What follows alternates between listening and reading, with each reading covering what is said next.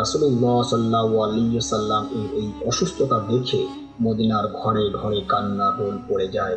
সাহাবীদের মনে এক বিশাল শূন্যতা ও আশঙ্কার জন্ম নেয়, বিশেষ করে যখন নবীজি সাল্লাল্লাহু আলাইহি ওয়াসাল্লাম প্রচন্ড অসুস্থতার কারণে জামাতে নামাজ পড়াতে পারছিলেন না এবং হযরত আবু বকর রাদিয়াল্লাহু তাআলা আনহুকে ইমামতি করার নির্দেশ দেন। তখন সাহাবীরা নিশ্চিত হন যে আল্লাহ রাসূল সাল্লাল্লাহু আলাইহি ওয়াসাল্লাম এর বিদায়ের সময় ঘনিয়ে এসেছে। আনসার ও মুহাজ্জির সাহাবীরা ব্যাকুল হয়ে মসজিদের চারপাশে ভিড় করতে থাকে, যা মদিনার ইতিহাসে এক অভূতপূর্ব বেদনাবিধুর পরিবেশ সৃষ্টি করেছিল। নির্ভরযোগ্য সিরাত গ্রন্থের বিবরণ অনুযায়ী 11 হিজরি 12 রবিউল আউয়াল সোমবার ফজরের নামাজের পর রাসূলুল্লাহ সাল্লাল্লাহু আলাইহি ওয়াসাল্লাম হযরত আয়েশা রাদিয়াল্লাহু তাআলা আনহা এর ঘরের দরজা বা জানালার পর্দা সামান্য উঠিয়ে মসজিদে সাহাবীদের জামাতে নামাজ পড়ার দৃশ্য দেখেন।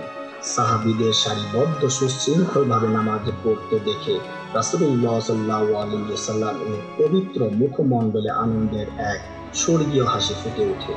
পর্দা সরানোর পর নবী সাল্লাল্লাহু আলাইহি ওয়াসাল্লামকে দেখে সাহাবীরা এতটাই আনন্দিত হন যে আনন্দে আতিশয্যে তাদের নামাজ ভেঙে যাওয়ার উপক্রম হয়েছিল। তারা ভেবেছিলেন নবী সাল্লাল্লাহু আলাইহি ওয়াসাল্লাম হয়তো সুস্থ হয়ে গেছেন, কিন্তু রাসূলুল্লাহ সাল্লাল্লাহু আলাইহি ওয়াসাল্লাম হাতের ইশারায় তাদের নামাজ পূর্ণ করতে বলেন এবং পর্দা টেনে দেন। এটি ছিল সাহাবীদের সাথে নবী সাল্লাল্লাহু আলাইহি ওয়াসাল্লাম এর শেষ দেখা।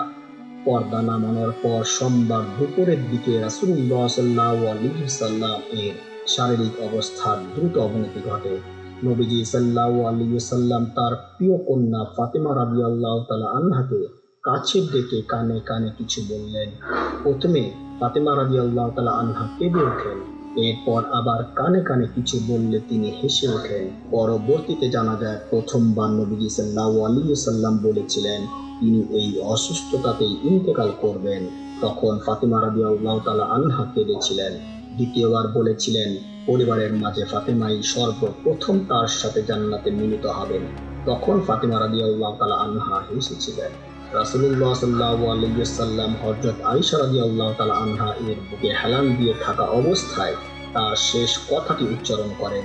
হযরত আয়েশা রাদিয়াল্লাহু তাআলা আনহা বর্ণনা করেন, রাসূলুল্লাহ সাল্লাল্লাহু আলাইহি ওয়াসাল্লাম এর সামনে চামড়ার একটি পাত্র বা কৌটা ছিল, যাতে পানি ছিল। তিনি পানির মধ্যে নিজের হাত ঢোকাচ্ছিলেন এবং তা দিয়ে তার পবিত্র মুখমণ্ডল মুছছিলেন আর বলছিলেন, আল্লাহ ছাড়া কোনো উপাস্য নেই, নিশ্চয়ই মৃত্যুর রয়েছে কঠিন যন্ত্রণা।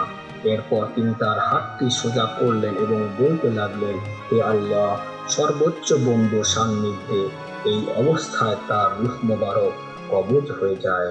নবীজি সাল্লাল্লাহু আলাইহি ওয়াসাল্লামের ইন্তেকালের খবর ছড়িয়ে পড়ার পর মদিনার বাতাস ভারী হয়ে ওঠে এবং সাহাবীদের মাঝে এক অবর্ণনীয় শোক ও বিভ্রান্তিকর পরিবেশ তৈরি হয়। এই চরম সত্যটি হযরত ওমর রাদিয়াল্লাহু তাআলা আনহু এর মতো শক্তিশালী সাহাবীও মানসিকভাবে মেনে নিতে পারছিলেন না। তিনি তলোয়ার হাতে দাঁড়িয়ে যান এবং বলতে থাকেন, রাসূলুল্লাহ সাল্লাল্লাহু আলাইহি ওয়াসাল্লাম মারা যাননি, বরং মুসা আলাইহিস সালাম এর মতো আল্লাহর সাথে দেখা করতে গেছেন। যে বলবে তিনি মারা গেছেন, আমি তার মাথা কেটে ফেলব।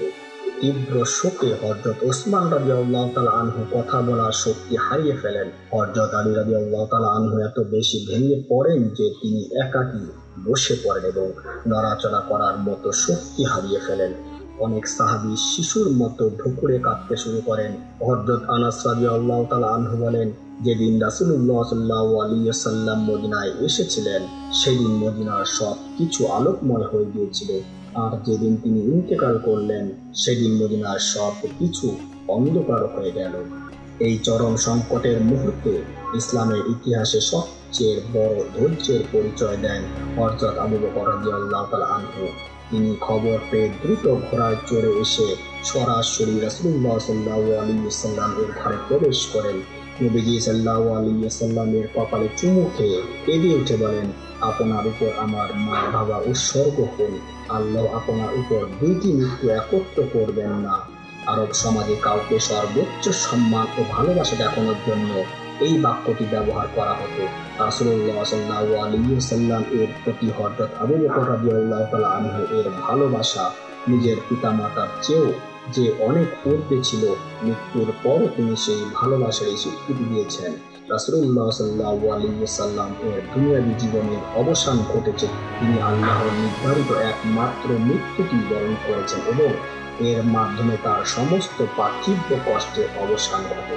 তিনি চিরশান্তির জগতে প্রবেশ করেছেন। এরপর হযরত আবু বকর রাদিয়াল্লাহু তাআলা আনহু ঘর থেকে বের হয়ে মসজিদে এসে ওমর রাদিয়াল্লাহু তাআলা আনহুকে শান্ত হতে বলেন। মানুষ ওমর রাদিয়াল্লাহু তাআলা আনহুকে ছেড়ে হযরত আবু বকর রাদিয়াল্লাহু তাআলা আনহু এর দিকে মনোযোগ দেয়। তখন হযরত আবু বকর রাদিয়াল্লাহু তাআলা আনহু ইতিহাসের সেই যুগান্তকারী ভাষণ দেন। হযরত আবু বকর রাদিয়াল্লাহু তাআলা আনহু বলেন, সাবধান, তোমাদের মধ্যে যারা মুহাম্মদের ইবাদত করতে, তারা জেনে রাখো যে মুহাম্মদ সাল্লাল্লাহু আলাইহি সাল্লাম ইন্তেকাল করেছেন। আর যারা আল্লাহর ইবাদত করতে, তারা জেনে রাখো যে আল্লাহ চিরঞ্জীব, তার কোনো মৃত্যু নেই। এরপর তিনি পবিত্র কোরআনের সূরা আল ইমরানের 144 নম্বর আয়াতটি তেলাওয়াত করেন, যার অর্থ হচ্ছে, এবং মুহাম্মদ রাসূল ব্যতীত কিছুই নয়, নিশ্চয়ই তার পূর্বে রাসূলগণ বিগত হয়েছে, অনন্তর যদি তার মৃত্যু হয় অথবা সে নিহত হয়, তাহলে কি তোমরা পশ্চাৎপদে ফিরে যাবে? এবং যে কেহ পশ্চাৎপদে ফিরে যায়, তাতে সে আল্লাহর কোনোই অনিষ্ট করবে না এবং আল্লাহ কৃতজ্ঞগণকে পুরস্কার প্রদান করেন। এই আয়াতটি শোনার পর সাহাবীদের মাঝে যেন চেতনা ফিরে আসে। হযরত ওমর রাদিয়াল্লাহু তাআলা আনহু বলেন, আয়াতটি শোনার পর তার পা কাঁপতে শুরু করে এবং তিনি মাটিতে পড়ে যান। তিনি বুঝতে পারেন যে রাসূলুল্লাহ সাল্লাল্লাহু আলাইহি ওয়াসাল্লাম সত্যি দুনিয়া থেকে বিদায় নিয়েছেন।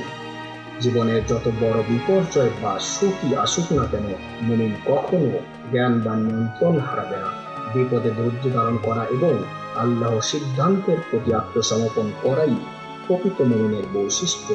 মহাবিশ্বের সর্বশ্রেষ্ঠ মানব আল্লাহর সবচেয়ে প্রিয় রাসূল সাল্লাল্লাহু আলাইহি ওয়াসাল্লামকে মৃত্যুর স্বাদ গ্রহণ করতে হয়েছে।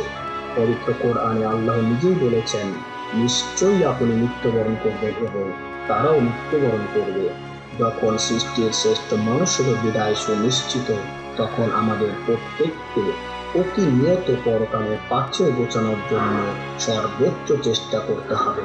আসুন শুধু মুখে ভালোবাসার দাবি না করে নবী সাল্লাল্লাহু আলাইহি ওয়াসাল্লাম এর সুন্নতকে ভালোবেসে আমাদের জীবনকে আলোকিত করি। মহান আল্লাহ আমাদের সবাইকে সেই তৌফিক দান করুন, আমিন। আসসালামু আলাইকুম ওয়া রাহমাতুল্লাহি ওয়া বারাকাতুহু।